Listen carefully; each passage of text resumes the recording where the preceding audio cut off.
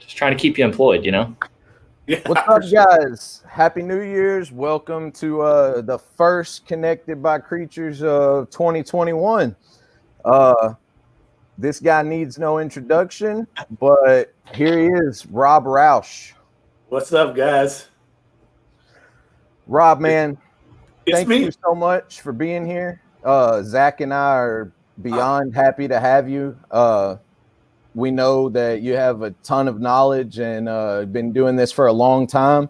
And also, bro, just I'm going to be the first to tell you that your personality, man, just being around you, I haven't got to hang out with you a whole lot, but the time I've spent with you is a blast. Can't wait to do it again.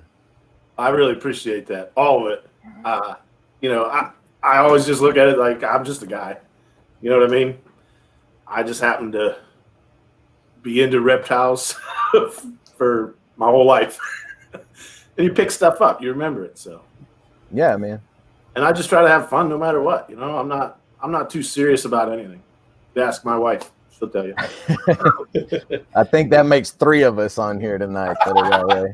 That's the trifecta. The trifecta. It's the holy trinity. Yeah, or maybe the unholy triumvirate. We're like Rush. Rush? We got Garrett down in the comments. I'm assuming that's Garrett on the Reach Out Reptiles YouTube channel. What's up, man? Maybe it's Jess. Yeah, for sure, man. Well, I'm glad to have you on, man. Seriously, like, so just kind of talking about like you know how long you've been in reptiles and stuff, and just like, oh yeah, you know, you just pick stuff up and remember it. Like Rob was literally talking to me about my babies that I have that aren't eaten before this live started, and I'm like, slow down, like this is good information, you know. So like, you want to kind of tell people just a couple of the little tricks that you were just telling me as far as like putting 2 pinkies in and stuff like that. Yeah, let them bite you. If you push your fingers right towards their face, let them bite you. That kind of encourages it. That was not one of the techniques he told me to use.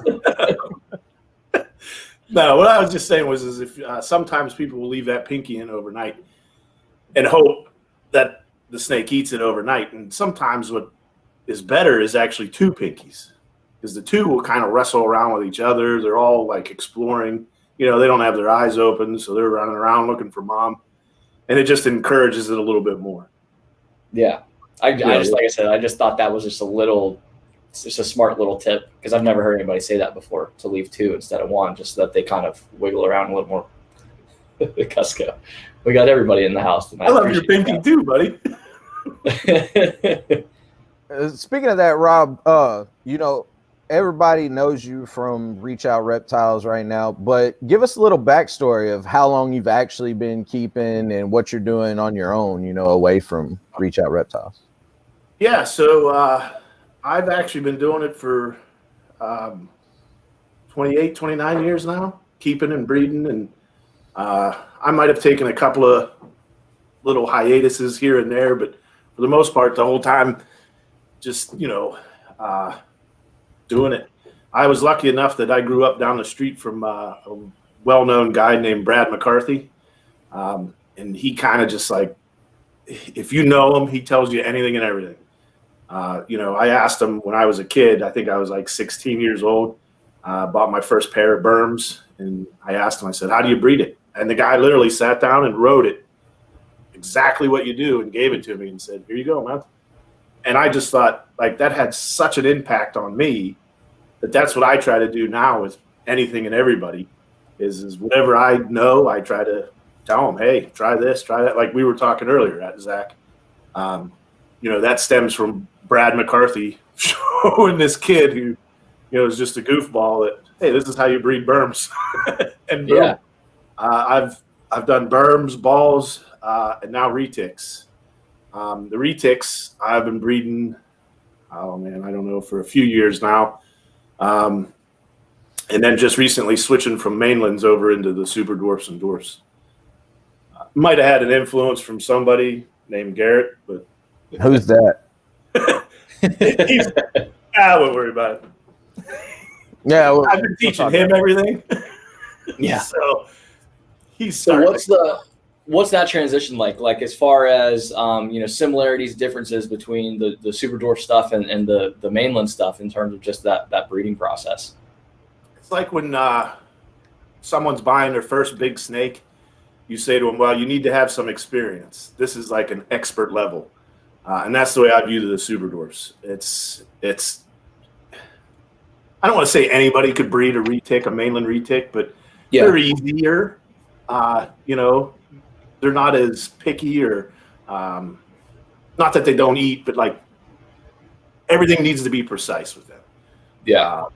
One little thing goes off and you're not getting a clutch. You know, they'll reabsorb quick. They'll, you know, all kinds of things. Not accept the male. The females typically need to be closer to that 4 to 5 years instead of like a mainland being 3. You know, just a lot more expert level, I think is the best way to say it. Yeah, just a lot more observing and kind of like I know Garrett's talked about it before, and he was talking about when we were there was a pairing that you guys were getting ready to do, and either the person that owned that animal or had previously bred that animal was like, hey, you need to pair her like immediately because she's at that point, like this is the time she normally goes. And so don't even wait a day, a week, like start pairing them right now or else you might miss her window. They definitely are creatures of habit. If you get that female to breed, that next year, it's almost day for day. It's going to be exactly, she got pregnant this day, or, you know, I would say in that week to 2 week window. Yeah. Got pregnant, you need to put that male in, you know, a couple weeks before that, you need to feed them heavy, then boom, clockwork. Now, if they skip a year, everything's out the window. It resets. Yeah. Yeah. Hit the reset button. Okay.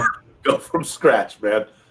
Yeah. Which can be the difficult part because, you know, if you look at it like in the wild, as soon as spring comes, there's an influx of food and they're just eating. And boom, that sparks, hey, let's follicle development and so on and so forth. Then they get the male and it's timed perfectly that as soon as they're done and the eggs hatch, there's a little bit of left of summer where there's still that influx of food for them. And they regain all their weight back and then they'll go months because, you know, everybody's hibernating or not hibernating. It doesn't get that cold, but you know what I mean? There's not that influx of prey. Yeah. And as long as you have that kind of a mindset going into them, it's easy. If you will. Yeah. You know, it's not plug and play, but it's pretty easy. Yeah. But there's some logic to it. Yeah. Cause I know when I talked to you about, you know, these guys and Garrett, you know, kind of said the same thing, you know, the first question you had for me was, hey, like, what is your feeding schedule? You know, how much are you feeding her? What size prey items are you feeding her?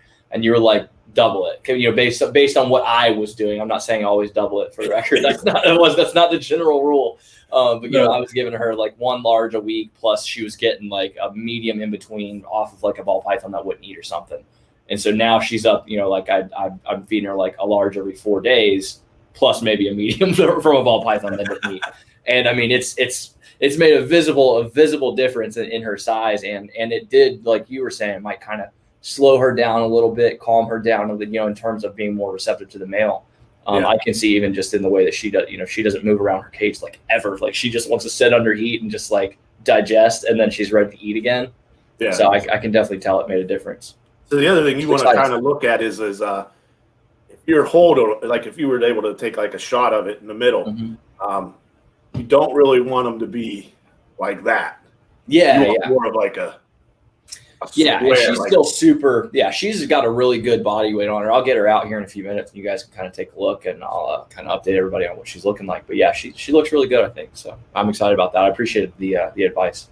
Oh yeah, I mean, so Rob, go ahead. Yeah, I was gonna say in that same ideology with you know, it being a little more a little tighter as far with the super dwarfs compared to the retics, a little more picky. Have you noticed anything as far as the different localities of super dwarfs? Like, is maybe the Calatoas compared to the Carampas, or is one more difficult than the other as far as breeding and getting them? Well, I think if you were to ask 5 different breeders of super dwarfs, I think you would get 5 different answers. The experience that I've had personally in my own collection, the diva, if you will, for me, is the Calatoa. she just, for some reason, she's my one locality that I just have a difficult time with. You know, I've lost a couple of them over the years, and it's just that troublesome snake for me. You could ask another breeder, and he'd be like, "Well, you know, it's more of the Maudu for me. The Maudus are the ones that are difficult for me." I mean, I don't think there is a specific one that is across the board difficult for everybody. I think if you're making that jump from mainlands into super dwarfs, I think it's definitely a transition, no matter what locality you get. Ooh, look at that. That is nice. See, she's still got, you know, good definition between her head and her neck. I mean, she's not gotten real where, you know, some of them where their head just kind of flows right into their body. I might have one like that.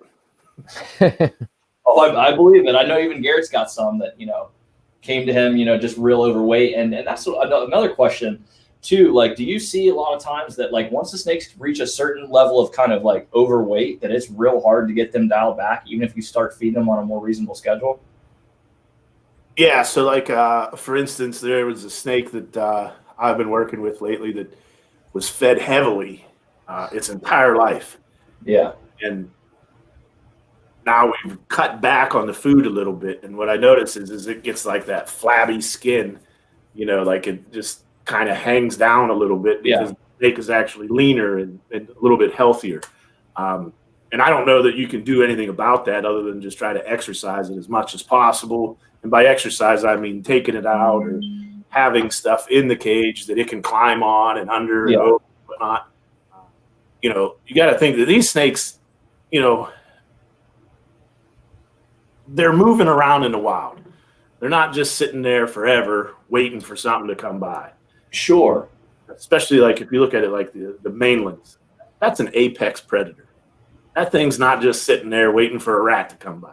Yeah, I mean, they're out checking out for monkeys, whatever. You know what I mean? Mm-hmm. So the problem with the industry, or not problem, but I don't know how to word it exactly, but a lot of people just say, hey, you know, it's a 10-foot snake. I put it in a 6x2x2, and that's it. Yeah. And the snake's just laying there. You know, it moves to the other side, moves to the other side. It's not getting that exercise and that, you know, exploring like it would in the wild. So they tend to just kind of like flatten out and become pigs. Yeah, because I think even with this girl, you know, I've told you guys before that I'm going to get these cages even bigger ones than what she's in. Because you know, like you noticed when I got her out, like obviously she's just perched on my arm right now, but as soon as I take her out, like she mostly wants to kind of cruise all of a sudden and move around, and you know what I mean? Whereas when she's in that cage, like for the last 3 hours, she probably hadn't moved from her heat, you know? Now, like part of that is just she has eaten. One of the things that they do is they'll try to climb up on your head. Yeah. Oh, yeah. She loves my hat. I mean, literally, like I have this hat on every time I handle her. And if I don't have this hat on, she still goes straight to my head, almost like she, again, I don't know if it's actually the case, but it's almost like she remembers, like, oh, hey, let me get to that perch that's up there, you know? Because she'll perch, she will wrap herself around my head and like perch herself on the brim of my hat, to the point I've had to give her this hat in her cage before to get her off of me, because she just wants to get out up there. And I think that's instinctual. I think it's instinctual for that snake to go up to the highest part and kind of get a good view of the layout. You know, it's a hunter. I know Duran's in here. He was doing a really neat thing with feeding his babies, where he was actually putting a rat inside of a deli cup with a lid on it with a hole cut in the middle to give the snake the ability to be above the prey item so that they're a little more confident. And I just thought that was super smart. Oh, yeah. Yeah. And that's the whole thing that, you know, we were saying about experience and stuff. Back when I started, none of this, you didn't talk on the internet.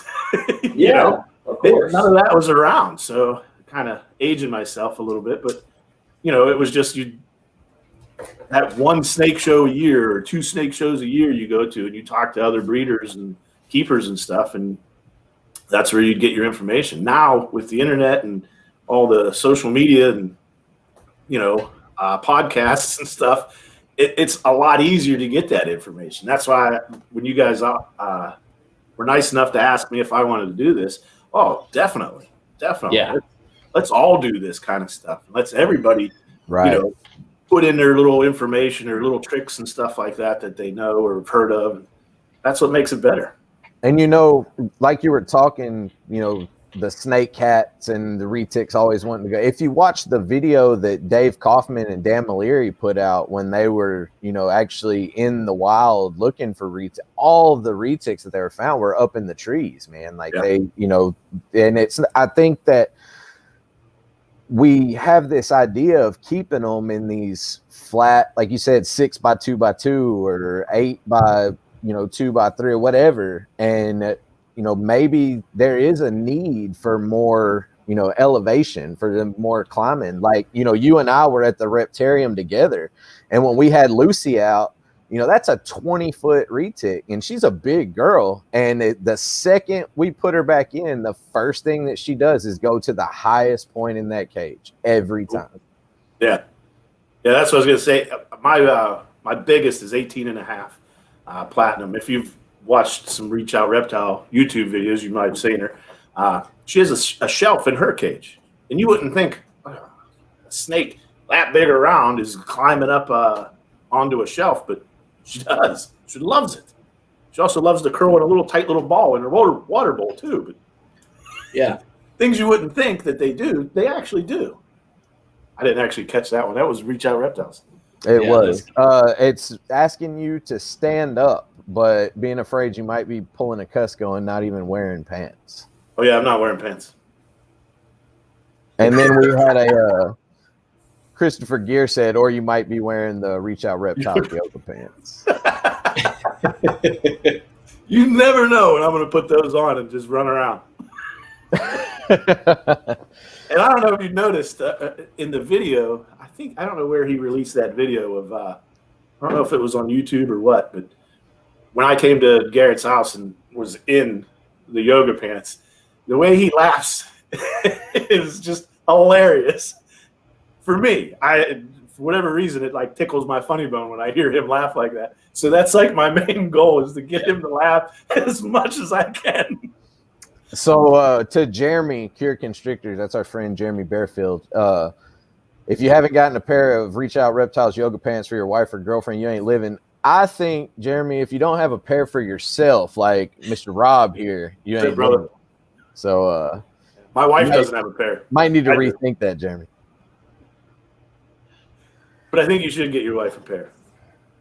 Get two. Definitely. One for her, one for you.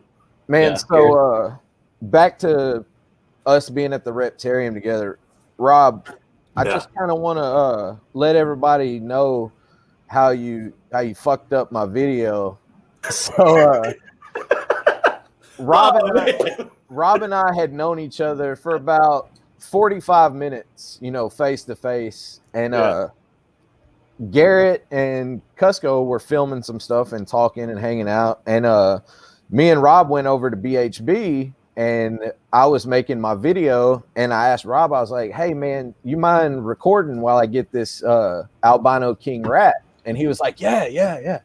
So I hand him the camera, hand him the camera, give it to him, and he's like, yeah. So I pull out the snake.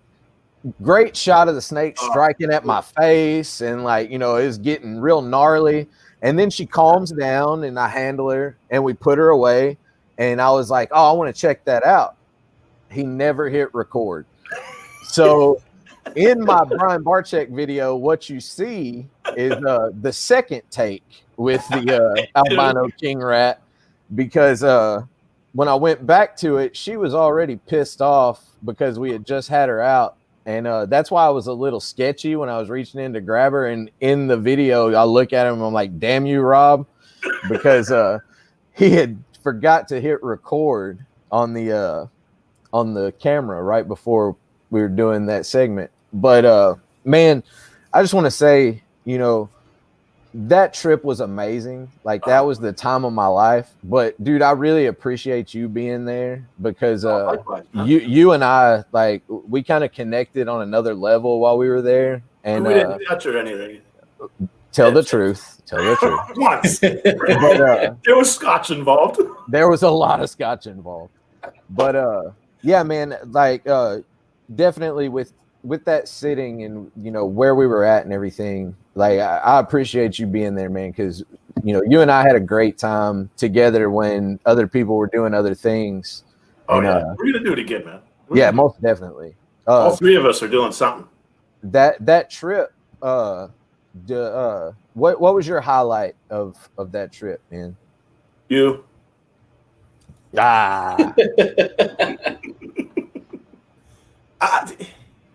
There were so many. It's hard to say. Oh, that's good. Nerd, take two. As long as I don't get the camera and I'm not in charge of that, I think we'll be all right. It's just so many things. Like meeting Brian Barczyk, awesome. That guy is so nice and so generous. So humble, man. Oh, yeah. Opens up his heart and his house and says, come on in. I didn't expect that level. So that was like super cool. I'll never forget that for the rest of my life. Me either. Holding salt, pretty damn high up there. Seeing the backstage is, the back behind the scenes, I guess, if you will, of that whole facility, and meeting you and hanging out with Cusco and everybody. It was just a blast. Having to go to the airport to get your keys because me and Cusco took them to the airport with us. I was gonna say I'm not convinced you guys didn't do that on purpose to get him back for not hitting record on the camera. Right. Oh, you don't want to record, do you? These are going with me. That just cost you about an hour of your life. Yeah, there was stuff. Yeah. It was. I mean, it was all good. It was, when you, like you alluded to earlier, when you meet somebody and you just have that like bond or that connection right away, we're brothers. Shit happens. I'm not worried about it. You know what I mean? I thought it was hilarious, and we're still today laughing about it. Garrett said he was pretty pissed. Yeah. Garrett's like, on the other hand.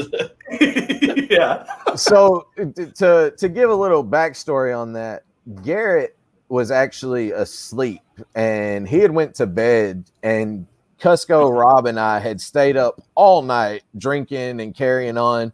And I actually sent Garrett a text message the next day, and I was like, dude, thank you so much for letting us stay at your, and I apologize for the raucous rowdiness that had happened the night before while you were trying to sleep, because yeah, dude, it got pretty loud and Garrett was knocked out.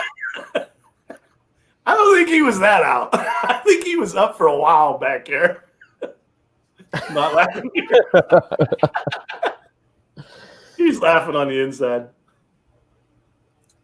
But yeah, man, that trip was amazing. And Zach, man, I can't wait until we all get to have those adventures together, man. And man. Because those times, like that's been some of the highlights of reptile keeping and being in this industry, is meeting people like Rob and Zach, and you create a family inside of this hobby and inside of this industry. And man, I'm just beyond appreciative. And in that sense, one of the things I was going to ask you, Rob, was like, what has been, with all the amount of time that you have in this hobby and keeping, like what's been, your highlights? Like what's been the highlights of your reptile keeping? Working at Reach Out Reptiles, by far. I'm a CNC machinist by trade, so that's all I've done for the last 12, 13, 14 years, programming them and running them and whatnot. And it was kind of a situation where health problems didn't allow me to do that job anymore. If anybody that really knows me knows that my feet are screwed up. I've had bunches of surgeries and shots and all kinds of stuff. And it got to the point where I could no longer do that job. And it coincided with being laid off. And I just kind of called Garrett, because he lives 10 minutes down the road, and said, hey, man, you need any help? And then boom. And there's so many things that have happened while I've been there. To be the second person to breed the Karampas, amazing. The first person to be able to breed the Madus in a decade or so. These are dreams, man. I shouldn't be actually, enjoying this. You know, you got to just I have to pinch myself all the time and be like, hey, man, you're living the dream, literally. For real. Not to use that quote, but you know what I mean? It's just. It's the truth, though. I text Garrett stuff like that all the time. A lot of people that all the time. Like, I see Instagram stories or whatever from the facility, or if it's him, like, you know, running around with his kids at the facility and stuff like that. And I'm like, man, like, that is the dream. Like, it really is. Like, just you guys are doing what you love to do every single day. And you get to hang out with basically your friends and work with them on a daily basis, you know, like, yeah. How much better can it really get? You know, it's just meeting great. Cool guys like you guys and just hitting it off. And, you know, like when you came out, Zach, that was a blast, dude. We were having so much fun every day. Yeah, literally walked in day one, and I was a little nervous because, you know, I didn't really know what to expect. And, like, I'm intimidated because I've never actually met Garrett in person before. And, like, you know, for those that don't know, like, obviously. You were intimidated by Garrett? Yeah, he's like a hero to me in the hobby, you know, because, like, you know, and like I had known him for a couple of years, and we'd talked quite a bit, you know, because I've had these animals, and you know, I've got some others from him and things like that. And so, I mean, that was obviously pretty early on still with Reach Out Reptiles. They think he's been in business now for 5 years. So I've had those animals for almost 3 years. So, I mean, that was the first couple of years he was even doing it professionally.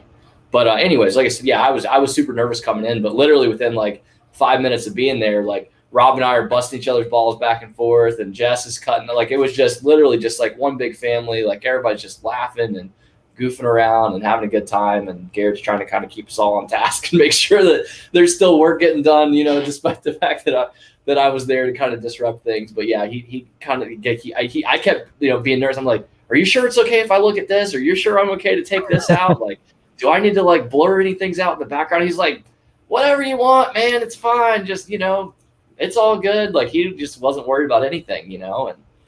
And yeah, it was just that was a really great experience for me, man. You guys made me feel right at home, and like I said, yeah, I can't say enough good things about just the whole crew he's got over there. I've said it before, you know. I mean, between you and Jess and Aiden and just everybody's got working for him. They're just awesome people.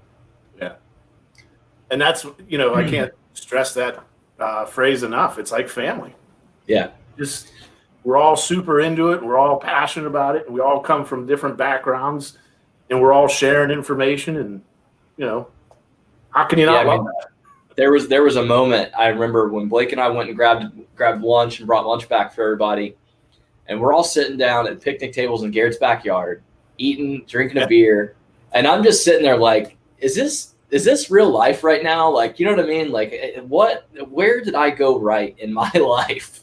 And in this journey with these animals, you know, because I've said it before, like, just ever since I started really just like talking about this hobby more and just being involved, man, like, my whole life has changed, you know, like, just I've done things and met people that I never thought would have happened. And yeah, that moment was just like, right? Just kind of washed all over me, man. And that's when you get into it, you don't think, you know, like for me as a 5-year-old kid, I never thought, oh man, you know, I think my old man actually told me a bunch of times, you need to quit doing that and start studying, learn how to spell. Yeah. I'm like, I'm an idiot. I love snakes. But back then, I never would have thought that I would work at a snake facility and get paid to do this. Yeah. You know? And man, those experiences, like you're talking about, Zach, like that's part of it that, like Rob just said, you know, you don't think about that coming into it as a kid. You know, you just love these animals and you love snakes, and you don't, and reptiles period, or whatever animal, you know, just you're into these animals. And I think that's why our moniker, man, Connected by Creatures, means so much to you and I, because like I didn't meet Garrett until I went to Carpet Fest at Cusco's house. And like when Cusco told me, he was like, yeah, Garrett's coming, I was kind of, damn, you know, I'm gonna meet Garrett Hartle.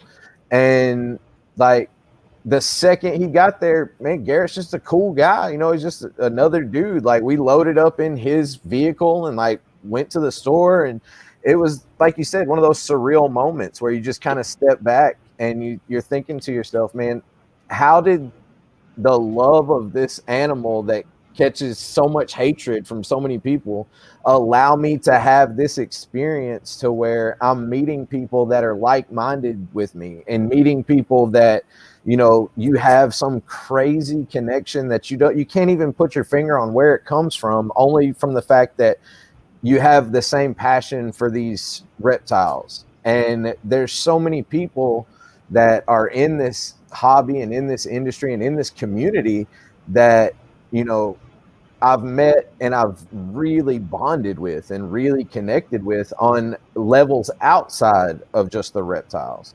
And man, outside of our clothes sometimes too. Yeah. I mean, you know, sometimes, but you know, it makes me more appreciative of everyone and everybody that's willing to reach out. And you know, John Feely and I talked about it on his live when I was on there with him. You know, there's a lot of competition as far as how many views or YouTube videos or whatever. And man, I think there's enough space for everyone. I think there's an infinite amount of space in this, you know, network for anybody that wants to put out content can put out content, because you can just continue to grow and continue to have more people connected by this. And it's amazing what's happening in this hobby right now. Yeah. I'm excited to see what next year, because it's got to be better than this year. Yeah. Right? Yeah. It's going to be, man. I tell people all the time, you know, as rough and tumble as things have been, you know, there's anytime you've got things like that happening, there's opportunity. There's opportunity in everything if you look for it. You know, I mean, I lost my job. I literally lost my career, you know, but that opened me up to be able to do stuff like this, you know, and get this whole thing started and meet you guys and travel and just do 1,000 other things, you know, and then set me down this course. And, you know, now I've got a new job in a similar industry where I can leverage a lot of my other talents, and I'm already doing that. And that's going to free my weekends up. So now I can travel more, you know, so I can come back up there and see you guys, or I can come to some more shows. I'm going to go to Carpet Fest this year, like just stuff like that. It's all good, man. So yeah, 2021 is going to be great. It's just a matter of just everybody staying focused on choosing for it to be great, no matter what happens, and just, you know, focus on the shit we got in our control. But speaking of that, so what projects do you have going on for yourself, man? I mean, obviously everybody knows that you do, you know, the breedings and stuff at Reach Out Reptiles, but I know you've got some personal stuff. Yeah, my new thing is to get people to come see my place and go skinny dipping with them. And you guys are getting the first invitation. You know, I was supposed to come by your house while I was up there and do a video. I'm kind of glad I missed out on being able to do that now. I'm absolutely sold. You know me, Rob. I'm there. Except with me, I'm going to call it chunky dunking instead of skinny dipping. Yeah. I don't think I can call it skinny dipping either. But yeah, get more dudes naked. That's my 2021 resolution. Okay. Speaking of dudes naked, so when Rob and I were together, we didn't say we were going to talk about this, Brad. We had decided that we're going to have a creation of our own, and we're going to mix wrapped around reptiles with reach out reptiles, and we're going to make reach around reptiles. Yeah. And it's going to be specifically a dudes club. So. Yeah, no chicks, none. Oh man, are you guys creating a Discord group for that after this, or? Most definitely. Oh yeah. Awesome. So when I was asking about projects, Rob, I wasn't talking about projects like for 2021. I was more so talking about like your snake projects. I know you've got some breedings and stuff that you're looking to do. Sorry, trying to bring us back to the snake discussion. Yeah, I guess this is about snakes and not. Yeah, whatever. No, this is about everything. But I just wanted. Like I said, I'm excited about the stuff you got going on. So I kind of want to hear everybody. You know, share that with everybody else. Yeah. So. I already got eggs. I got 30 good eggs from a first-time female. She's a Gaspar line, 50% Jamp, Sun Platinum, Poss head anery. And I bred her to a Doc Murdoch, 100% Coyote male. Oh, wow. We got 30 good eggs. So I'm pretty excited. February 24th can't come soon enough. That's huge, man. Yeah, that's going to be pretty cool. And then I also have 2 other females that I'm working with. One is a Sunfire Het Snow bred to a purple head anery. I think she's 25% super dwarf, and he's 75. So we'll make some nice 50% snows. And then I also have a sun tiger, het anery, het albino orange glow, not orange glow, caramel, Indo caramel. Okay. I don't know if she's het albino or het Indo. So I'm going to breed that same male to her, the purple het anery 75%er. She's a higher percentage, and I want to say she's 75, but I'm not 100% sure. I'd have to know. So we could have some, or maybe it's not caramel, it's mocha. Yeah, my bad. Mocha. Okay. So we'll have some Moschino snows out of that. That's awesome, man. They'll be super dwarf. I don't think that's been made yet, so that could be pretty dang cool. And Rob, you said you already have eggs. Where can people contact you if you have anything up for sale, or if you're gonna, market anything? How can people get a hold of you? I don't know if you've heard of it, but it's called Reach Out Reptiles. So you're going to be selling? Is Garrett's going to be kind of brokering your stuff for you as well? Yeah. That's the easy way to do it, probably. I don't know if you've noticed, but I'm not a serious guy, so this is the longest I've been serious in quite some time. So, I end up just giving them away. $7,000 snake. Here you go, man. Whatever. Well, that's I love that. I love that about you. Like, you really are truly, like, I could tell just by talking to you when you were there, like, you really just do this stuff because you love it. I mean, it's none of it's about the money. None of it's about, like, it's the world's first or whatever. Like, even the way that you just said that, like, I don't think they've been made before, but I'm like, that's amazing. Like, that's insane. And for those that aren't as familiar with, like, retic genetics, and especially the dwarf and super dwarf genetics, like, all of those pairings that he was just talking about are amazing. Like, all of those animals are absolutely nuts. So he's got some pretty big things going over there. Are you pretty much done with breeding anything as far as mainland stuff? I assume. No, I actually have one in the works. Okay. So the big platinum girl that I'd mentioned earlier. Her first clutch when she was 3 years old, she laid 52 eggs, which, about mainlands, that's twice as much as any normal mainland lays her first clutch. 52 eggs. She's had 2 years off, but the last time that I bred her, she laid 69 eggs. So I'm going to breed her again this year. I'm going to try. I'm going to breed her to a Butang male, which is in the Saputrii. Yep. So some nice crushes. She's a platinum, 100% het proven het purple. So, wow. Maybe someday we'll have some purple Saputrii out there. That's awesome. Yeah. And I'm curious just to see how many eggs she has. I think it would be that's pretty crazy. Cool if she gets over 70. Yeah, that's my buddy Eric's down in the comments. He may actually be interested in getting some animals from you. He's got some mainland stuff. He was trying to get some dwarf and super dwarf stuff from Garrett, but I know it's tough to sometimes get in. So I won't sell those either. Sell stuff.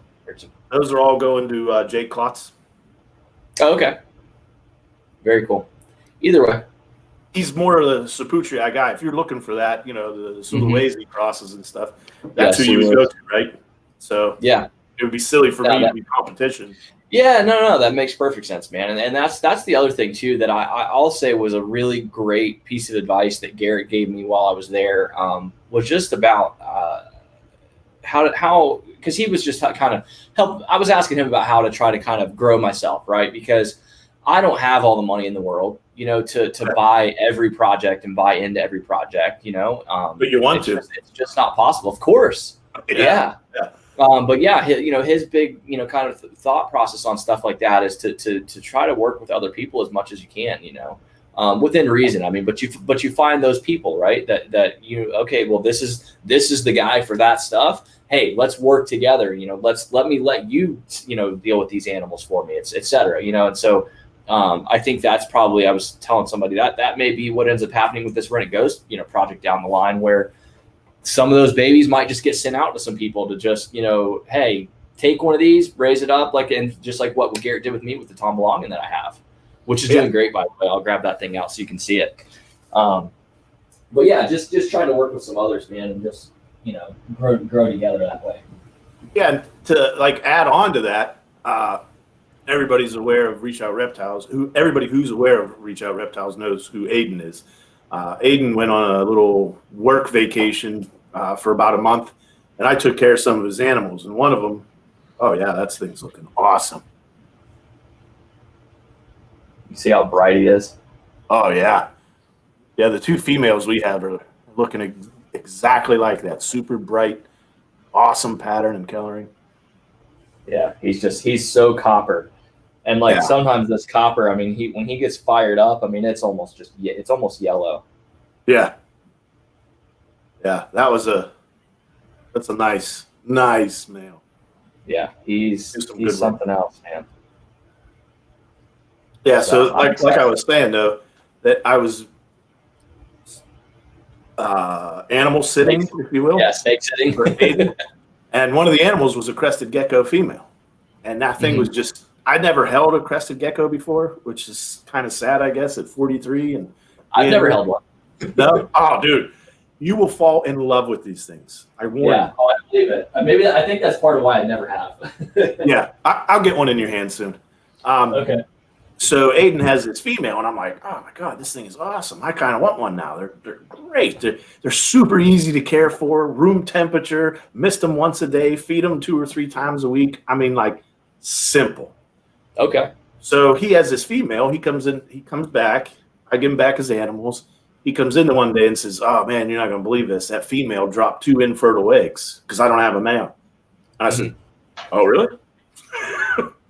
Let's do something. So I went out, I bought a male. I bought a pinstripe harlequin, I believe. Okay.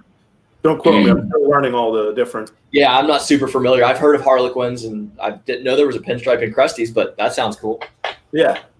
So I buy the male, proven breeder. I give it to him. The other day he comes into work, and he's like, you're not going to believe this. And I said, what's up, buddy? He goes, she's pregnant. She's about to drop eggs. And he's telling me about it. And he's like, I've never bred a reptile.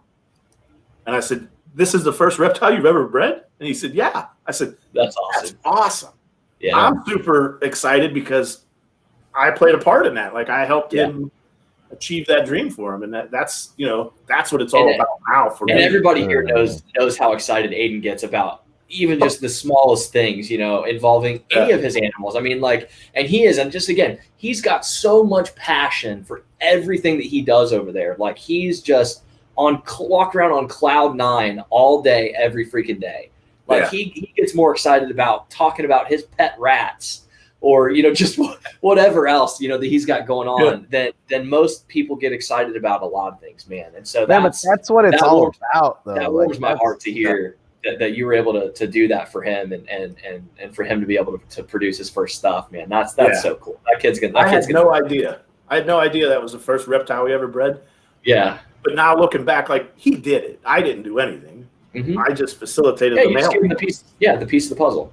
Yeah, here you go, man. Have fun. And just to see, like you were saying, how excited he gets. That look on his face, I did it. Yeah. That's what it's about, man. That's it. That's that feeling you want to have all the time. All the time. Yeah. And I can't wait until those eggs drop. When they drop, he's just going to be to the moon. Oh, yeah. And then when he's got little babies, I can hear his voice in my head right now. All the cutesy stuff he's going to have to say about it. He's going to be losing his freaking mind. That's so great. He's a great kid too. He is. He really is. Absolutely love him and, do anything for him. And the fact that this is kind of happened for him, I'm just super happy and proud of him. I think that's amazing.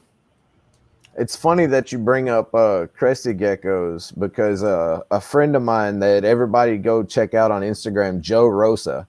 I met Joe at Carpet Fest, and Joe breeds corn snakes and cresties, and he also does everything for bioactive enclosures.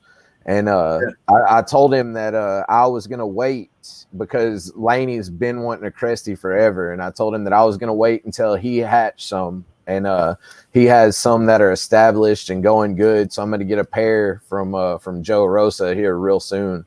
And it like some of the stuff, he's got some beautiful animals over there, man. So definitely everybody go check out Joe on Instagram. Give him some love. Yeah, definitely. And they're super addicting. They're like Lay's potato chips, man. You can't have one. Well, so that's the thing, man. Everybody, when I go to the expos or like at Arlington, like anybody that breeds those things, if you go to their table, they've got 100 of them. Like they're everywhere. You know, they don't. I got 6 now. At the table where anybody's got 5 of them. You know, they've got 75 of them. Which makes me wonder, and you may not know, but like, what's their breeding cycle like? Like, how many times a year will a female lay?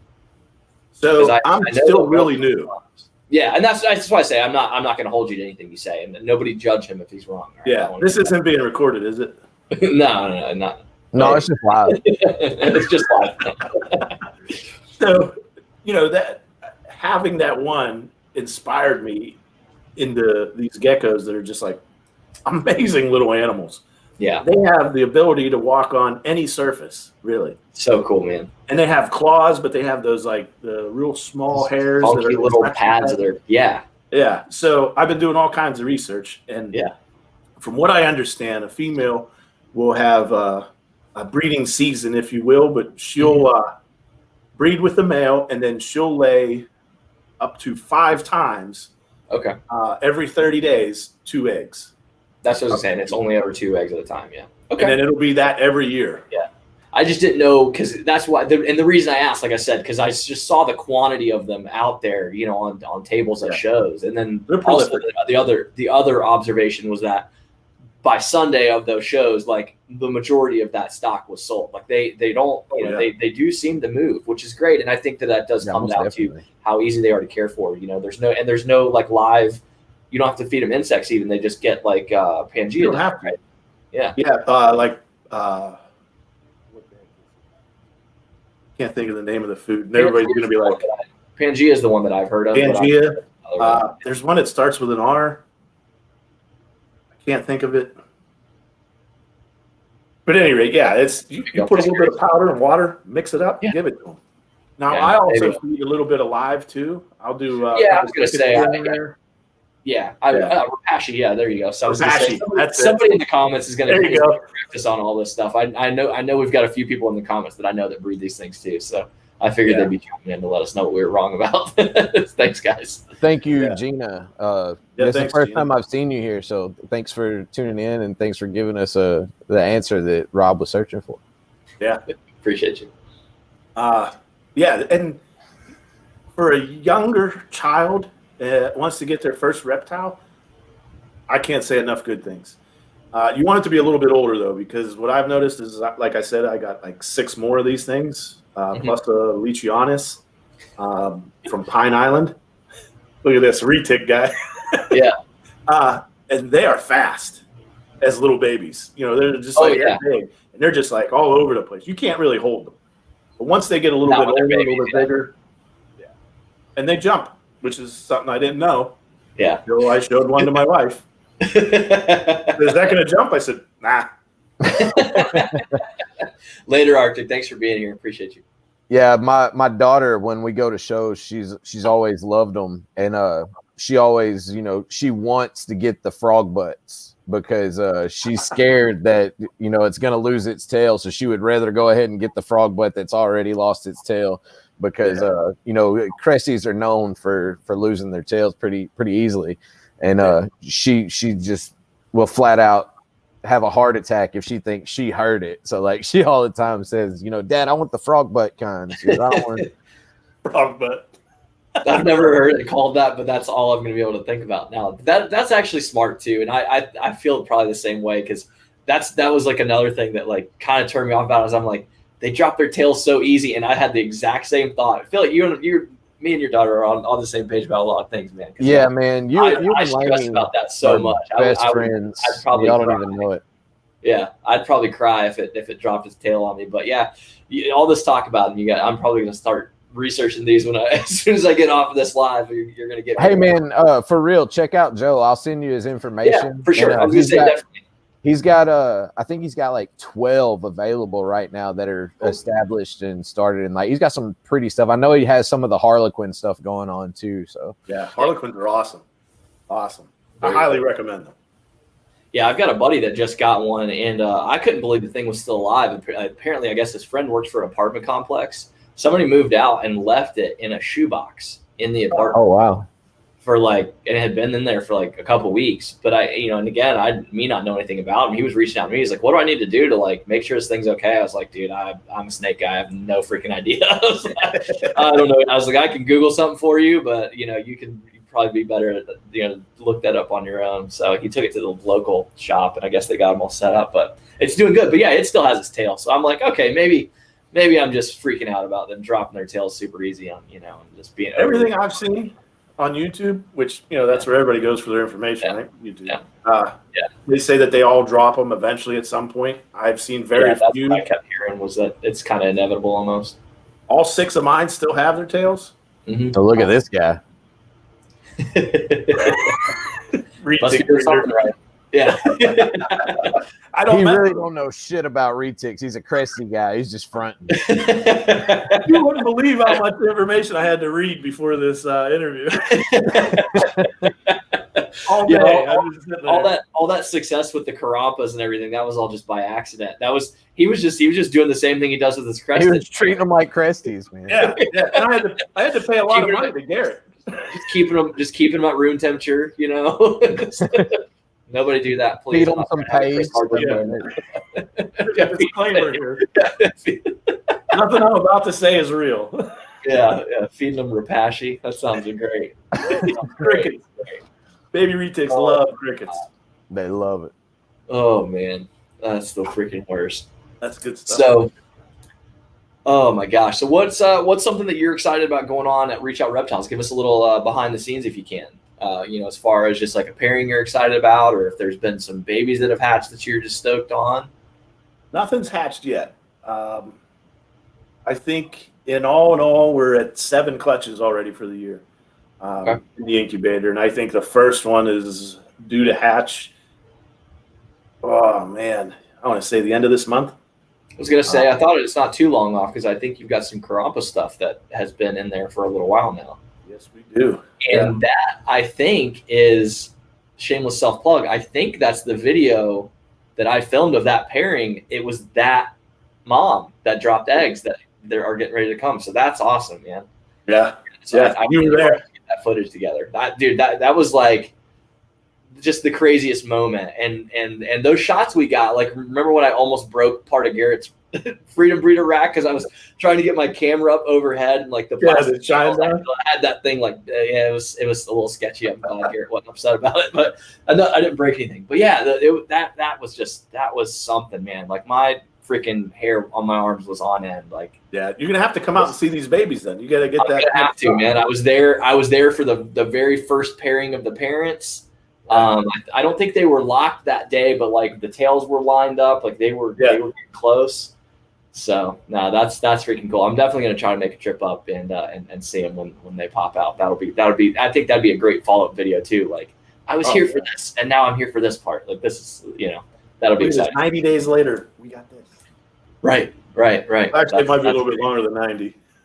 Hell yeah, yeah. It's been a minute because it's been almost 6 months. I feel like it was warm out. I know that.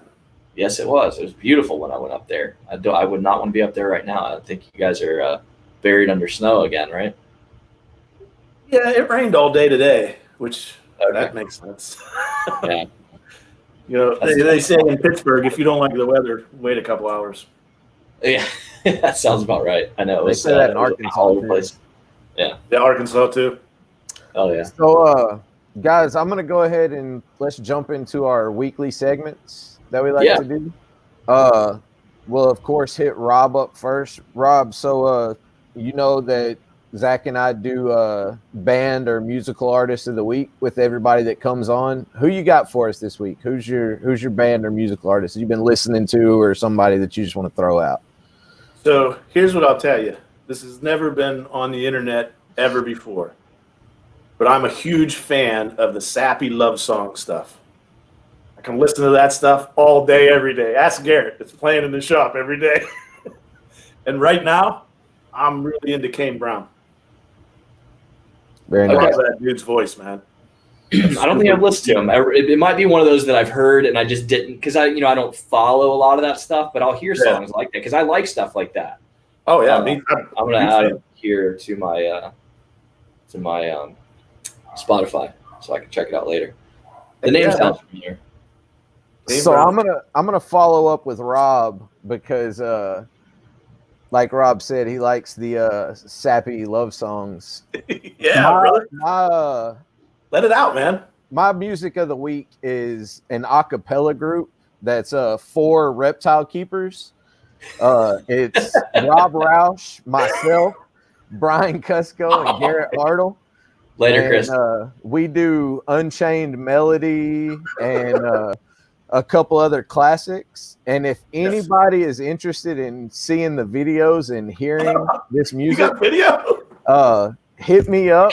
See much. Hit me up on Facebook or look my number up on the Wrapped Around Reptiles channels and call me, and I will send you a video of all 4 of us, me, Rob Rausch, Garrett Hartle, and Brian Cusco singing some old sappy love songs.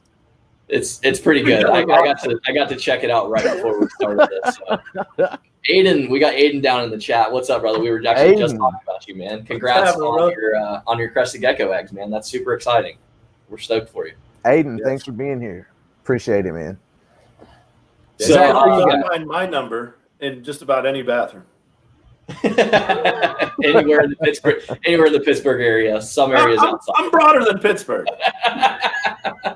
Tri-state. So I'm glad that Rob mentioned sappy love songs because I'm going to totally change gears. You guys know that I've been like really good for like a lot of like metal recommendations and stuff. I think pretty consistently every time we do this. But I still hope you say Slayer. No, well, I mean that's like Lamb of God's got us that walk with me in hell is a love song, and I tell people that all the time that like don't like metal. And I'm like, yeah, but literally like if you just take the lyrics and just read those, like it's so powerful, like the message and everything that they're saying, and I just love stuff like that. Like, so that was my big thing with this band. So my taste is all over the place. I'll listen to country, like older country, emo stuff, whatever. This is a little bit more of an emo band, but they're called Movements. I had actually never heard of them before, but they popped up on a playlist that I had going. And there was one song called Daylily that I don't know why. It's just really good, but they're more of like an emo kind of band. But the album is Feel Something. Movements, Feel Something. I've literally had that album. That goes together. Because every time I have a movement, I feel something. You feel something? Yeah. Yeah, Nathan. Yeah, I figured if anybody had probably heard of them, it was probably Nathan. Yeah, they're great, man. I listened to that entire album on repeat, literally for like 2 full shifts at work. And it's just good stuff. Like it's basically just like poetry to melody. It's good stuff. I'm a big fan of that. Nice. We'll check them out for sure. Yeah. So our other segment, Rob, drink of the week. What drink are you recommending to all the people this week? All day IPA. I love it. My company is actually the distributor for Founders, so I stock the shelves with that stuff all day, every day. Oh, dude, yes. Sierra Nevada too also has a hazy IPA. I love that stuff. Yeah, the hazy little thing. The price is going up. Maybe it's because I've been buying a lot of it, but yeah. So what you're saying is I should invest in the stock because you're going to boost that up. A little bit. I like it. Awesome. Zach, what you got for drink of the week, man? So believe it or not, I'm actually doing dry January. So my personal drink of the week is going to be water. I'm going to try to still, I don't drink a lot of soda and stuff like that anyways. You know that we've talked about it with the intermittent fasting and all that. So I'm literally going to be just drinking water. I'm actually, my water is empty right now. I tried drinking like a sugar-free ginger ale earlier because we had it in the fridge. It was disgusting. But that's probably just because I honestly haven't been drinking anything sweet in so long. I think my taste buds just don't even like that crap anymore. So yeah, that's what I'm doing. I'll be sober for the next, at least through January, and we'll see how it goes from there. Nice. Good luck, Awesome, brother. man. Awesome. Yeah, I appreciate you guys. I won't So, my drink of the week this week, I went to, I actually stopped at the liquor store to buy cigarettes right before Christmas, and they had a sale going on for Crown Royal XO, and I wound up buying some for my brother-in-law for Christmas. And man, that stuff, I normally don't drink Crown. I'm not a big fan of Crown, but it was pretty good, man, pretty smooth. So my recommendation this week is the Crown XO. It's a little pricier than your normal Crown would be, but it's pretty smooth. So this week's reptile of the week was suggested by my daughter, and it was suggested because we used to have one, and I'm pretty sure I've told the story on here before. But this week's reptile of the week is the soft-shell turtles. So Rob, give me some soft-shell turtle knowledge, or just some thoughts. You probably don't know this, but they have a soft shell. What? Yeah, blows my mind every time. Do you think that's where they got the name?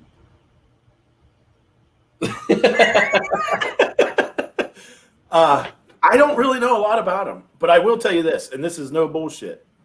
Favorite turtle ever, soft shell. Really? Really? Oh, That's hands cool. down, man. Look at those things. They got the pointy nose and they got the soft shell.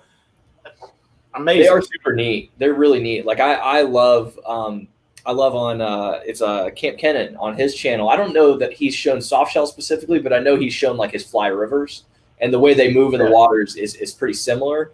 Oh yeah. And those things are freaking cool. Just amazing. And I guess like I did just like a little bit of digging in. I guess like they kind of burrow in and they're like ambush predators. Like that nose is literally, they use it like a snorkel. Like they'll bury themselves in the mud and kind of like use that to hide and just like grab stuff. But then they also will hunt. And then I guess there's like a ton of different like sizes that they come in. Like apparently there's a giant species. And then like the standard. I thought that was the river. The Fly River ones I thought were like the real big ones. Fly rivers are pretty large. I mean, I know the ones that I've seen at that Kennan's got have some good size to them. I mean, they're probably like 16, 18 inches in length or so. That would be awesome. Yeah, Nathan, I think you mentioned to me about that. There's a book that mentions them. Yeah, that's pretty crazy. Eric, yeah, I'm glad to hear you're drinking that Bell's. We distribute for Bell's down here. We've got a lot of the Michigan brands for some reason. So I don't know if I'm supposed to say this or if this has been, said to anybody else, but Rob, if you remember when we were at the Reptarium, Jay Tomsky and Barchek had mentioned to us that in Bowser's cage, which is right in when you first walk into the original Reptarium, they've got Bowser's big pond right there. They're actually talking about getting Fly River turtle to put in there because Bowser, like, he's amazing, but he's kind of hard to see, and you have to really be looking and pay attention. And like you were saying, Zach, the way that those Fly River turtles move and like they're a lot more aesthetically pleasing, and like it'd be more of a in capturing, like people would be drawn to it a lot more than they are with Bowser. But with the soft shell turtles, man, living where I live and coming from where I come from, my entire life growing up, like, we would be walking in the creeks and the rivers and fishing and stuff like that, and the soft shell turtles would be everywhere. And of course, we see a lot of mud turtles and slider turtles and, common snappers. There's occasionally alligator snappers here in Arkansas, but I haven't seen them as much as I have common snappers, the Calidra serpentina. But like with the soft shell turtles, man, like we used to catch them all the time when we were kids, and they would be, like the size of a $50. And it would just sit in your hand, and like just be the cutest little thing ever.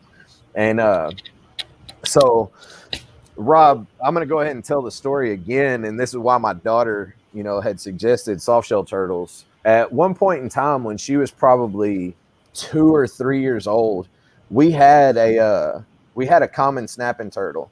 And then my daughter, a friend of ours, like I said, was walking and found a little soft shell turtle and brought it. to my house, and we put it in the same enclosure with the snapping turtle, and they hung out for probably 2 years. Like the snapping turtle would get up on a piece of driftwood, and the soft-shell turtle would bask on it, like on its back, and they would just sit and bask together. And cool. It was amazing. And she named it Pig Nose, of all things. Yeah. And so there was a bit of tragedy that happened in the house. Like we would feed them pellet food, and like we would give them we'd give them minnows and goldfish and stuff to chase around and eat. But the main source of their diet was little pellets, like dog food almost.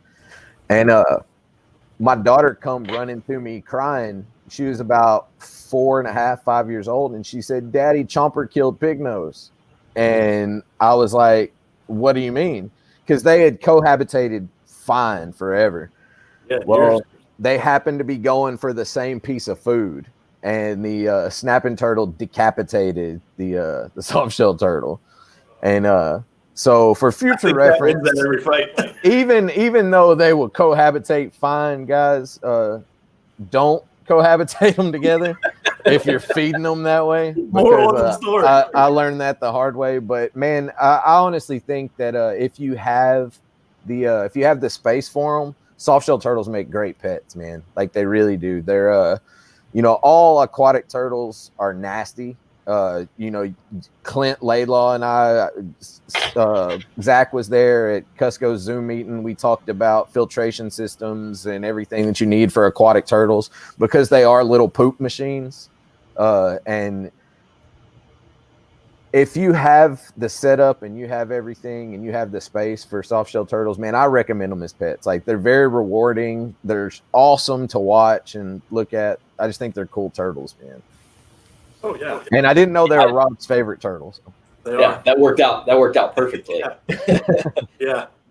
That's a species that I would love to have, just like a gigantic aquarium and have like 2 or 3 of them in there. And big display. Yeah, I would love to keep some aquatic turtles, man. We had them when I was a kid, and it was the 90s, and nobody knew how to take care of anything properly, and we weren't told exactly what they needed, so we had them in like a little fishbowl thing. And yeah, I looking back, I feel terrible. I mean, they lived fine. I don't really know where they ended up at. I couldn't freaking tell you. So I don't know if they died and my mom didn't tell me and we just kind of shuffled that under the rug. Maybe it's a suppressed memory that I've lost. But yeah, I would love to have them. But the way I understand it, like you got to have like 3 times the filtration for the same amount of water volume as you would for fish. It's insane. They man. really take a lot of maintenance, so it's just a little bit more room and a little more effort than I've got time for right now. Yeah, we had double the filtration, and we had a sand sump to clean and filtrate, and still couldn't keep it clean. Like Gina just mentioned, I was just gonna say 3 to 4 times filtration, because like I said, we had double filtration and a sump, and man. The water was nasty. It would smell. And talking to Clint brought up for what he's doing with his snapping turtle, he just changes the water. Like it does a complete change a couple times. Like it's really, really intense as far as what you need to keep them sanitary, because like I said, they are poop machines, man. And nothing that you put in their cage is going to stay the way that you put it. Like, I mean, they tear up everything. They're worse than retics. Well, see, and that would be my problem is that I would get some and I'd be like, I got to breed these things. That's the way my mind works. I've seen the setups that some of those, like I said, I love Kennan's channel because he talks so much about turtles, and not that many people out, on YouTube really do. But yeah, he has shown a ton of like the breeder setups for those things, and it's really funny, Rob. They're all that same way. Like they don't have a couple breeder setups. They have like 1,000 tubs out there, and most of those guys are on, I think, like an automated water change system where they have a timer that drips water into the enclosure, and then there's essentially a area where the water can just roll out and dump down into a drainage system so that it's constantly being overturned. Because otherwise, I don't think that the maintenance would be feasible to keep up with at that large scale. Yeah. A guy I had mentioned earlier that kind of got me into the hobby and doing this kind of stuff, Brad McCarthy. I want to say it was maybe a year, maybe 2 years at most. He he has a detached garage, 2-car garage. One whole side of his garage, he put like a $20,000 pond in, and he's doing the albino red ear sliders and the hypos. Nice. Yeah. And I'll tell you what, man. Every time I go there, I could sit there for hours and watch this thing. He's got I don't know what kind of fish. I'd say like crappie and bluegill in there, and he just dumps thousands of minnows and whatnot in there, and these turtles are all swimming around. I mean, it's just amazing to watch these things swim around and do that. Yeah. Yeah, I've always wanted to have a big setup like that, and have it. And man, I've also always wanted to be able to accommodate like a black tip reef shark. You know, have like a reef shark setup. Gotta breed it though. At this point in time, I'm I don't have the facility to do that, but that's one of my goals is to have a reef shark at some point. Oh yeah. Black tip? Is that what you said? Black tip? Black tip reef shark. I'd swim with it. Oh, I'd definitely swim with it. Yeah. I would try to breed it. Those are the ones you catch all the time, like when you're deep sea fishing a lot, like in those shallower areas. Yeah. I think. Yeah. We'd catch little small ones all the time. Send one out, man. All day. With that being said, so that's one of the things I wanted to ask you. What is your dream animal, Rob? Like what's that one animal for? It doesn't have to be a reptile, just whatever animal is Rob Rausch's dream animal. White mouse.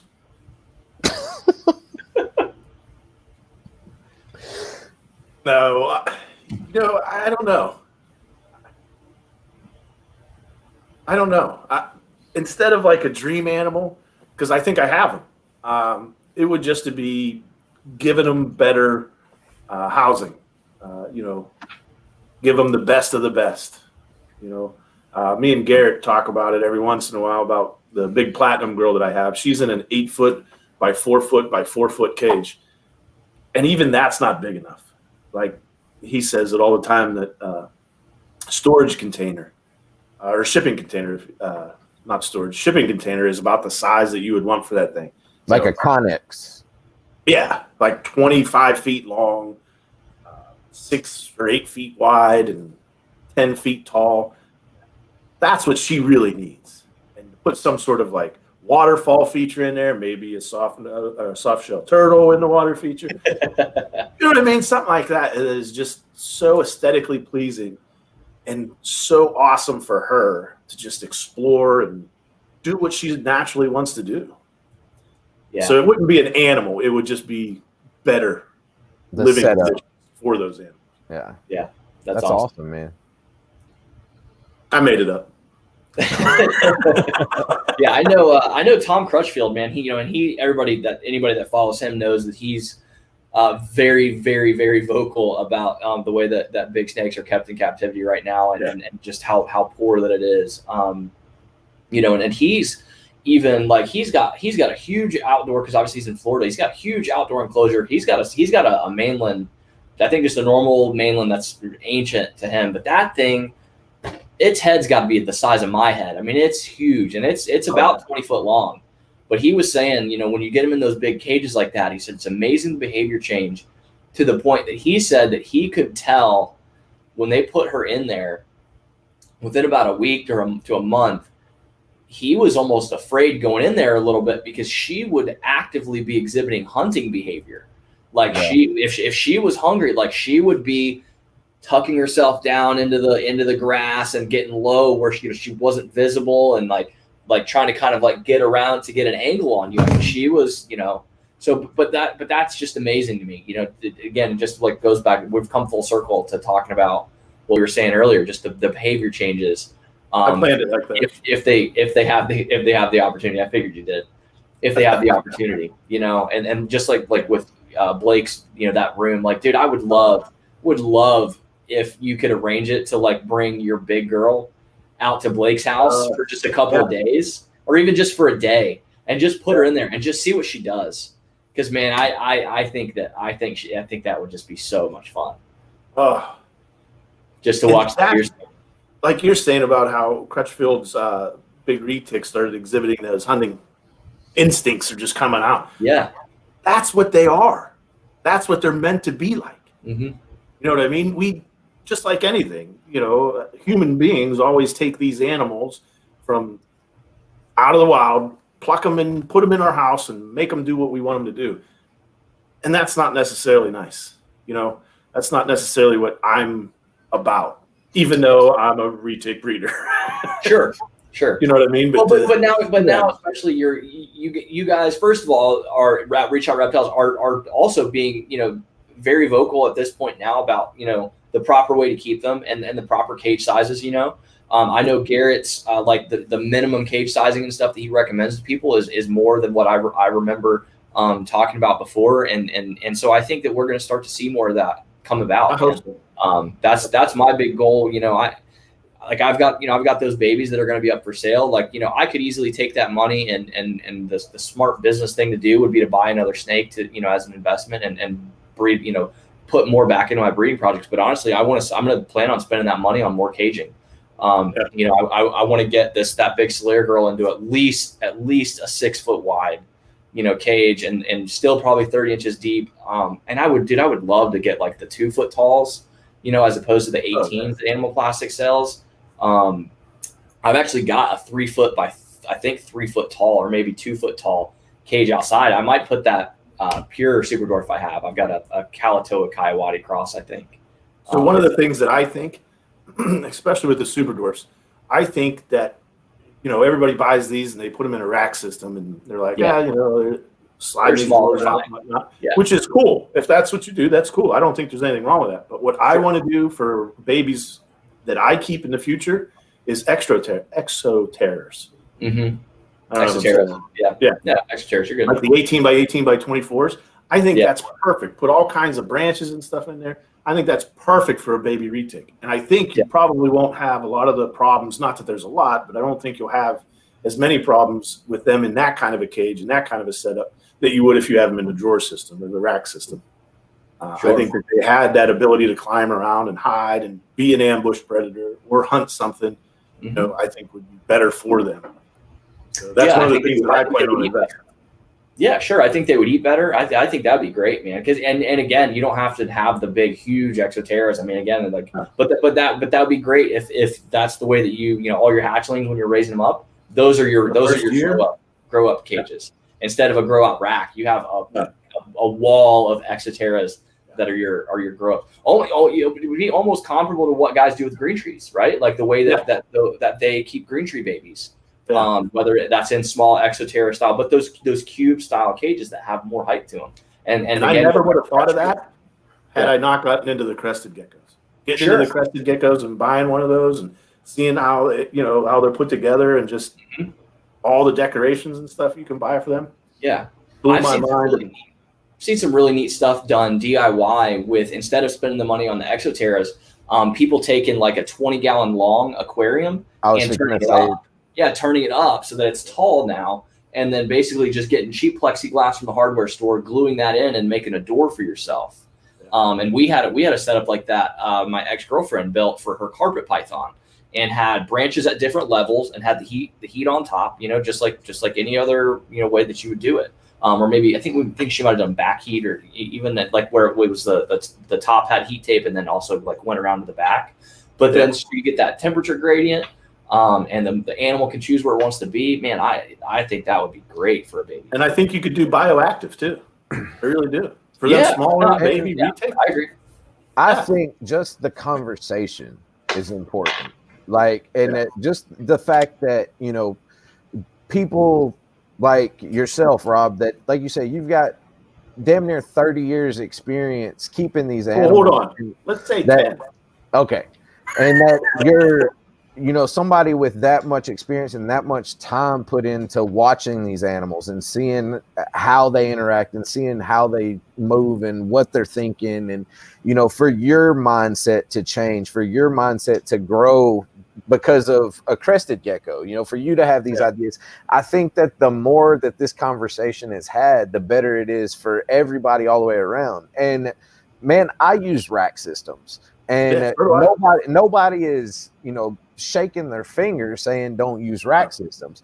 I think that, being able to have open conversation and, what works best for each individual animal. And like, that's one thing that I love about Jeremy from Cure Constrictors. Like that guy, and Rob, if you don't know Jeremy, he's a friend of ours.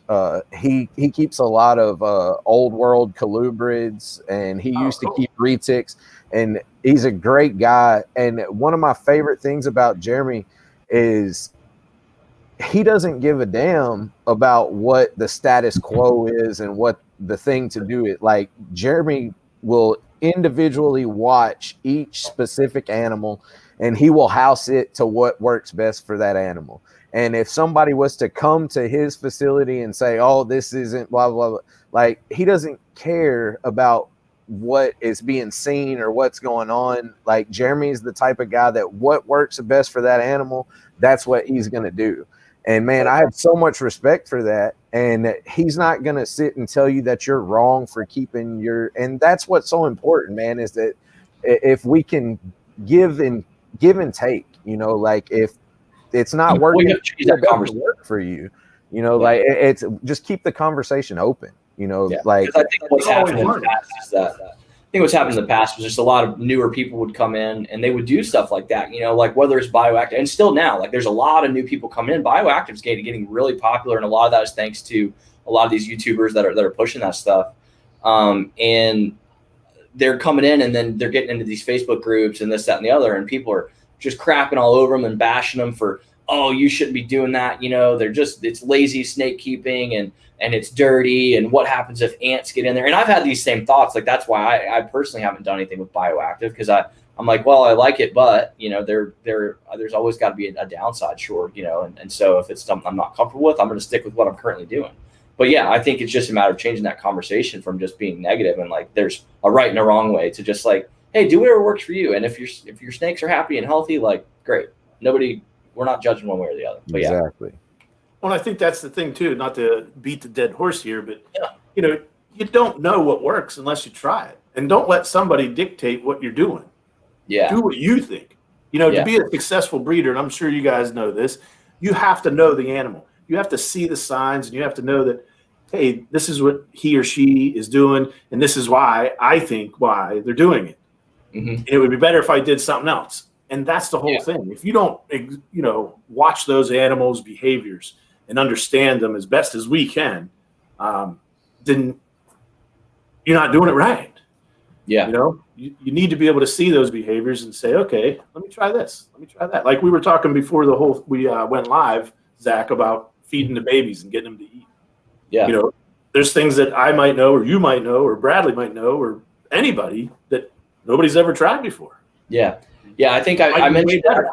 I don't remember if it was when we were live or if it was before, but I'll say it again either way. Like Duran had told me about how one idea he had was to take a deli cup and put a lid on it with a big hole cut out in the middle, and put a live prey item in that, and even it doesn't even have to be live, but just by doing that, you give the baby snake the ability to be elevated over the prey item the same way that it would be in the wild, to put it into an ambush situation. And so I think just little things like that, like I never would have thought about that, but that's just another little thing where it's like, that's really cool. That's super smart. And again, just having those conversations and just sharing that stuff, and who knows what, I would love for you guys to try that. If you guys have a baby that's struggling to eat, like, dude, if you could mention that to Garrett and you guys give that a try and see if it works, that'd be awesome.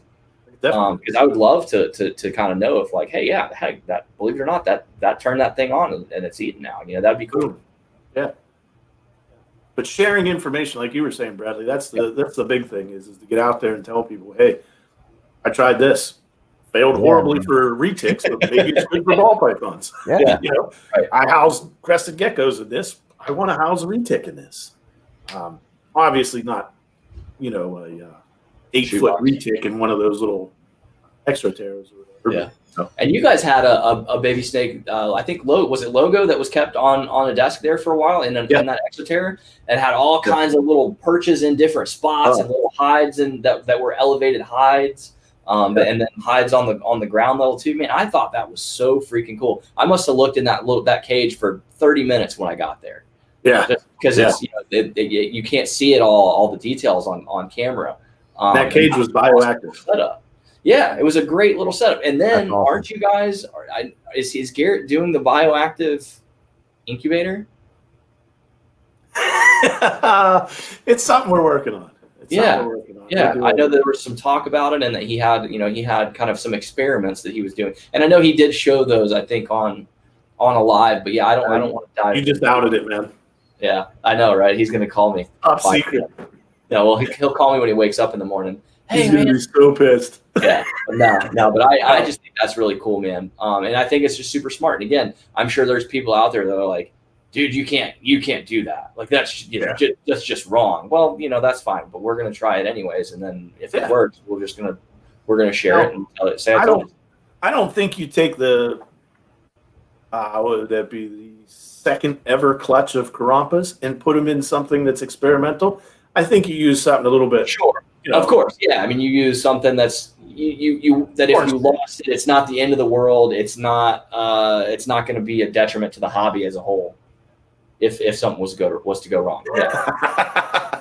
Guys, I want to highlight Duran's question here. He was seeing if you would do the super chat spin, because Zach and I don't have the super chat available yet. But seriously, he would like to add a question. What's the longest you guys would spend away from your collections, like for vacations? So for me, personally, Duran, I try to have someone that's available to at least come in and check my animals if I'm going to be gone for more than probably 2 days, because anything can happen, man. The longest I've ever went, me personally, without actually having someone go in and check or myself being there, was 4 days. And I was having a shit fit at that time. And when I got home, everything was fine. None of my enclosures had any issues. None of my thermostats were off. There was water still in the bowls. But I'm one of those people that every single day I go in and I open every tub that I have. And my collection's not too big at that point to where I can't still do that. But I like to spend time with my animals, like even when I get home from work, like it's cathartic to me to just sit and hang out with my snakes. Like if I'm having a shitty day or if somebody pissed me off, it's a catharsis for me to just hang out with my reptiles. But if somebody didn't record something they were supposed to record, you just like, if somebody doesn't hit the record button, like to me, I try to get them bit by a carpet python. And I'm coming out to Arkansas. But yeah, what do you guys think, Zach, Rob? Yeah, so for me, mine was when I went up to Reach Out Reptiles, was the longest that I was ever away from my collection. And downside or upside was that I did have my dad here to at least poke his head in the room. Again, I told him, like, hey, make sure none of my thermostats are beeping, nothing weird like that is going on. Beyond that, he doesn't have the comfort level with my animals to go tub to tub and check waters and stuff like that. So unfortunately, I had to just make sure that, literally the day before, I cleaned every single tub, like full clean on all brand new clean water dishes, the whole nine, just set everything up for as much success as humanly possible. And then just had to trust that it was going to be okay when I got back. And I think I was gone. It might've even been 5 days. I don't know if it was 4 or if it was 5 that I was actually not here. If you were to ask me, I would have said it was like 3 or 4, but it could have been as many as 5. Well, because there was you're having fun, man. Yeah, man, it does. And so, yeah, so it was, but I want to say it was 4 days that I was gone, and everything was good. Like you said, Bradley, all my water dishes were still full when I got back. Some of them had some coconut bedding that had gotten tossed into them. So the waters weren't necessarily spotless clean, but they were, it was drinkable water. Nothing was going to dehydrate or die in that time. So yeah, everything was good. But yeah, I wouldn't want to push it beyond that without touching base with somebody to actually come in and physically be able to do, some work with the snakes if it needed to happen. I'd have to say I agree with Zach. 2 days, 3 days, 4 days. After about 4 days, I think if, anybody who's owned a snake knows that sometimes you fill that water dish, you clean the cage, and as soon as you're done, for whatever reason, that snake shits all over the place and dumps its water. Mm-hmm. I've been in cleaning the room, cleaned the snake, and had her do it while I'm cleaning another cage. So, like, shit happens, but, I wouldn't go more than that 3 or 4 days, I think. Yeah. And I think it's circumstantial, too, because there's part of it depends on your animal. If, for example, I've got baby ball pythons right now. I'm not going on vacation, No. If you do, just send them out, man. Right. Yeah. Knowing that I've got baby snakes that need to be fed every few days. And I especially try to stay on top of them as far as their cleaning and just, because again, they're young, they're much more susceptible to, to infections and stuff like that happening. The other thing too is like, say you keep snakes on paper. For me, again, like that's going to be more of a problem than if you keep them on cocoa, because if they pee and poop in that cage and it's paper, they're sitting in it. Or if they dump a water dish and they pee in that cage while you're gone, they're sitting in it and bacteria is on the freaking way. And then you end up, you can very, very quickly see things go downhill with, like a skin infection or just anything like that. So, again, just be mindful of what your specific circumstances are and your specific animals you're keeping. But yeah, that's just another kind of little 2 cents I thought I'd add. But guys, I think we're kind of reaching an end here. Bradley, did we hit all our segments? If there's anything else anybody wants to cover, if you guys got questions down in the comments, please let us know and we'll get to them before we call it. Yeah, man. We hit everything. I want to give the people watching some time to ask Rob anything. If you guys have anything in the comments, I'll answer anything. Rob, before we get out of here, man, let everybody know where they can get a hold of you or where they can talk with you, your Instagram, all that good stuff, where people can reach you or see you. So I have Instagram, but I'm way more on Facebook. Hit me up on Facebook, Rob Rausch. I think my name's on there. It was on there, how to spell Rausch. Yeah, and I'll help anybody as much as I can. Nathan Katz wants to know, at what age did you start balding, Rob? I love you, Nathan. My hairline has been like this since I was in the 4th grade. Man, and everybody that's watching, everybody that watches this, if you're a religious person, pray. If you're not, just send some good vibes Nathan's way. He's got a lot going on over there. He's doing a lot better right now. But everybody send some positive vibes Nathan's way, man. We're all behind you, brother. Yeah, if you need anything, brother, hit me up, Nathan. For sure. I'm always here to help anybody. Yeah, Richard mentioned Reptile Guardian for temperature monitors. Those are great. I don't have them. I think Cusco's got Reptile Guardian set up in his room. So can't think of the name of it, but we just got some thermometers. They're digital thermometers that we put inside some of the cages, and it's Bluetooth. And you set the temperature and you set your buffer, right? And then you set your alarm, just like a thermostat. It hits that where it's too cold or too hot, it'll actually ping you on your phone and say, "Hey, man." Yeah, and they've got them where it's Wi-Fi as well, so that you can check them. So that because of Bluetooth stuff, it's only good if you're in the house. But for the Wi-Fi ones, they'll notify you from anywhere. So those are really great. And again, even that, you still need to obviously make sure you got somebody that can come into your room and do something about that. Because if it says your temperature 100 degrees, well, you've got about 5 minutes before you've got really serious problems with snakes getting cooked. So you still want to make sure you got somebody that can get to your collection and get things fixed up quick. So but those are nice just in terms of help you sleep at night. Cool. Well, I think we got it, man. I don't see any further comments or questions down there. So Rob, seriously, thank you so much, man. I was really excited that you were able to come on for this. Because like I said, I knew from talking to you as much as I did when I was up there. I think I talked to you more than I did Garrett even. And man, you just I'm a nicer guy. Maybe that's what it is. Well, and Garrett's usually on the phone about 7 out of 8 hours a day. You know, so he's just a busy guy. But yeah, no, you just exude knowledge about these things, man. You know, I told people it was frustrating because you and I would get into a really good conversation about something, and I kept forgetting to turn my camera on because there were so many good conversations that I'm like, man, all that information is lost on just me now. Like I don't have it to share with people. I'll tell it to you again. Yeah, I know you will. I know you will. So yeah. So for anybody that's not following Rob, definitely do so because he really is such a super helpful guy. I have reached out to him numerous times with just weird situations I was having or stuff I was questioning myself on, and he's just nothing but helpful. So I appreciate you, man. If I know it, I'll tell you. If I don't, I'll tell you that too. Like, yeah, and he has told me that numerous times. Hey, man, I have no idea. Reach out. I don't know. Reach out to Garrett or reach out to somebody else. Yeah. Yeah. I just know what I've experienced. So. Yep. Like Zach said, man, thank you so much for coming on and doing this with us.